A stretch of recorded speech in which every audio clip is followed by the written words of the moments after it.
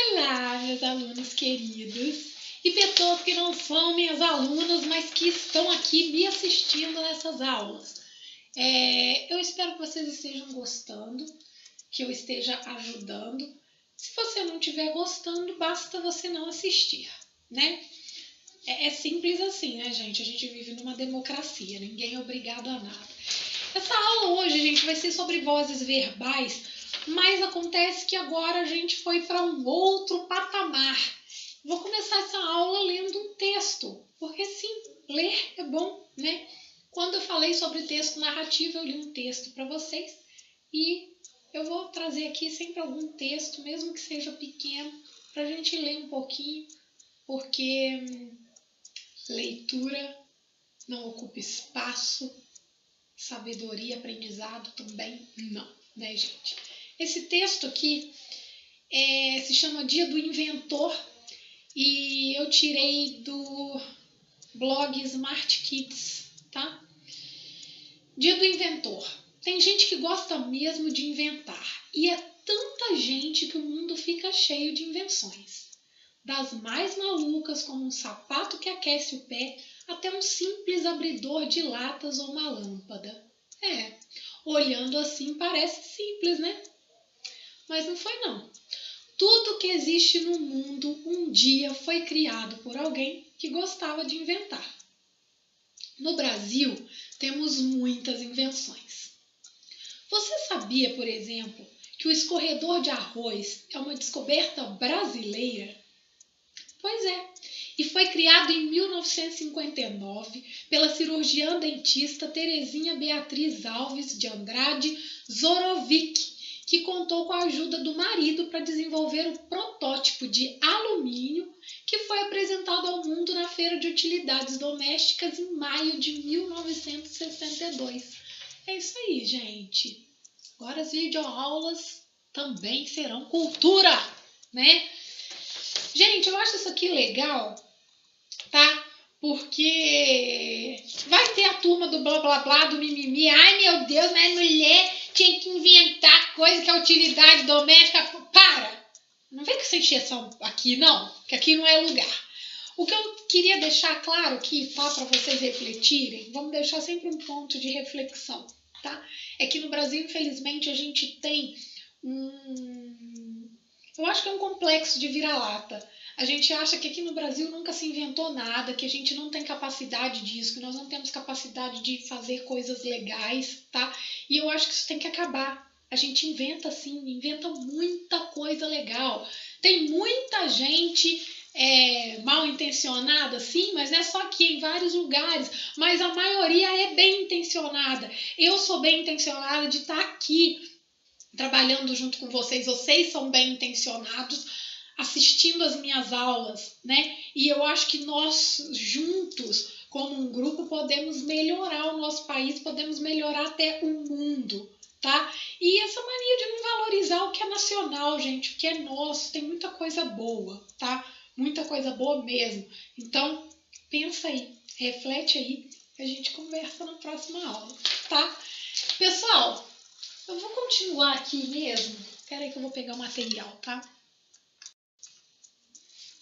Hoje, minha gente, nós vamos falar de vozes verbais, tá? O material está disponível para vocês lá no www.linguaportuguesavassaladora.blogspot.com.br. Eu não sei como que eu não me enrolei para falar isso ainda, mas está lá disponível, tá, gente? Eu vou trazer a minha varinha do Harry Potter para ficar fazendo isso aqui.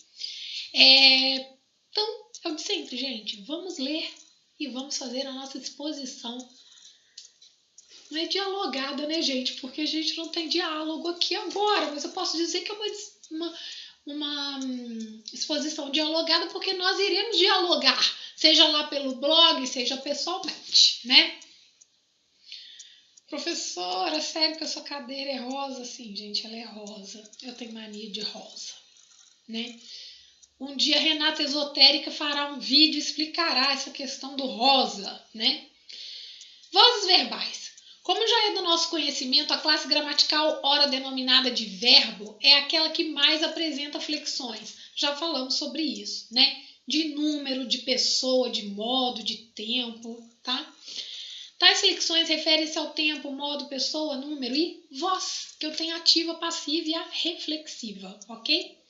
Dando ênfase às vozes do verbo, torna-se importante ressaltar que elas estão diretamente ligadas à maneira como se apresenta a ação expressa pelo verbo em relação ao sujeito. Acompanhe. Voz ativa. Nesse caso, o sujeito é o agente da ação verbal, ou seja, é ele quem pratica a ação, é ele quem realiza a ação. Então, olha o exemplo. O repórter leu a notícia. O repórter, gente, é o sujeito agente que praticou a ação. E leu é um verbo na voz ativa. Tudo bem? Voz passiva. Nela, a situação inverte-se, pois o sujeito torna-se paciente, isto é, ele sofre a ação expressa pelo fato verbal. Olha só, eu vou pegar essa mesma frase da voz ativa, o repórter leu a notícia, e vou passar para a voz passiva. A notícia foi lida pelo repórter, tá? Então, a notícia, ele é sujeito, só que dessa vez ele é um sujeito paciente, porque ele sofre a ação. E foi lida é um verbo na voz passiva. Tudo bem? Podemos perceber que o agente, nesse caso, foi o repórter, porque ele praticou a ação de ler a notícia, tá? Então, aqui a gente tem agente e tem paciente, tá? Que é o que sofreu a ação. A voz passiva, gente, ela tem dois tipos, tá? Ela pode ser a sintética e a analítica. Na sintética, eu vou usar que é de síntese mesmo, né? De diminuir. Eu vou usar o pronome, a partícula C como pronome passivador. E na analítica ela é mais estendida, é uma versão estendida do negócio, que a gente vai usar um verbo auxiliar com o verbo principal, tudo bem? A voz passiva sintética é formada por um verbo transitivo direto ou direto e indireto. Isso mais para frente a gente vai ver na terceira pessoa do singular ou plural, mais o pronome C, que no caso é apassivador. Então, olha aí. Praticaram-se ações solidárias.